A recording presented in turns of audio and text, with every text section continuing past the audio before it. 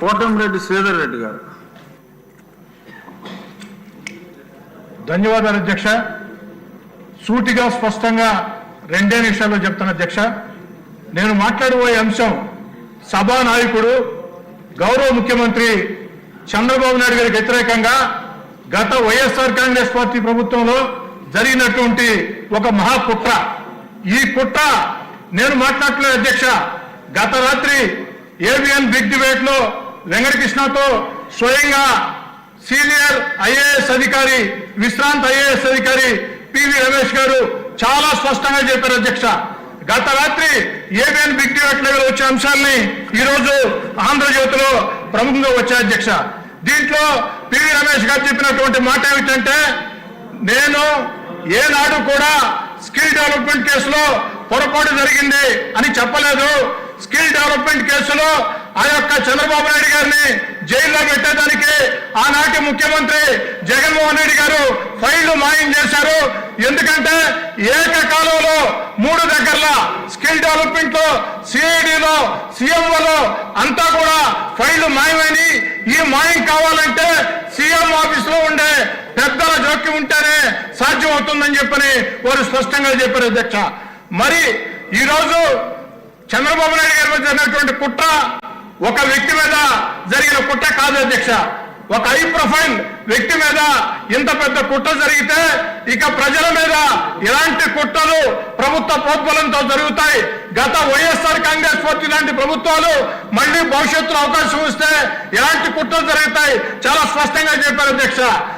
చాలా స్పష్టంగా పివి రమేష్ గారు కొత్తగా ఈరోజు చెప్తున్నారు అధ్యక్ష. గతంలో చంద్రబాబు నాయుడు గారిని అరెస్ట్ చేసినప్పుడు పివి రమేష్ గారు, అయ్యా వైఎస్ఆర్ కాంగ్రెస్ పార్టీలో అధికారులు additional advocate general PV Ramesh గారి వాంగ్మూలం ఆధారంగా చంద్రబాబు గారి మీద కేసు రిజిస్టర్ చేశామని చెప్తున్నారు. ఇది అవాస్తవం. స్కిల్ డెవలప్మెంట్ లో ఎలాంటి పొరపాట్లు జరగలేదు. కొన్ని లక్షల మందికి మేళ్లు జరిగాయి. నా యొక్క స్టేట్మెంట్ ని ఫ్యాబ్రికేట్ చేస్తున్నారని అదే మాట రాత్రి కూడా చెప్పారు అధ్యక్ష. ఒక సీనియర్ విశ్రాంత అధికారి కేసుని, వాంగ్మూలాన్ని ఫ్యాబ్రికేట్ చేశారంటే, తప్పుదారి పట్టించారంటే ఇది ఒక మహాకుట్ర అధ్యక్ష. దీని మీద ప్రభుత్వం స్పందించాలా మిమ్మల్ని కూడా అడుగుతున్నాను అధ్యక్ష నేను. ఎందుకంటే సభానాయకుడు ముఖ్యమంత్రి గారి మీద గౌరవ మర్యాదలకు సంబంధించి 53 రోజులు జైల్లో దుర్మార్గంగా పెట్టిన కుట్రకు సంబంధించి స్వయంగా విశ్రాంత ఐఏఎస్ అధికారి డీజీపీ గారికి లేఖ రాశారు. విశ్రాంత ఐఏఎస్ అధికారి దీని మీద విచారణ చేయమని డీజీపీ గారికి లేఖ రాస్తే ఆ లేఖ మీద డీజీపీ గారు స్పందించారా లేదా, స్పందించుకుంటే ఎందుకు స్పందించలేదు, స్పందించి ఉంటే ఏం జరిగింది, దీని మీద తేల్చాలా. దయచేసి మిమ్మల్ని కోరేది, ఈ రోజు 0 అవర్ ని రద్దు చేయండి. 0 అవర్ ని రద్దు చేసి సభలో ఉన్నటువంటి సభ్యుల అందరి అభిప్రాయాలు తెలుసుకోండి. ఇది చాలా ముఖ్యమైన అంశం.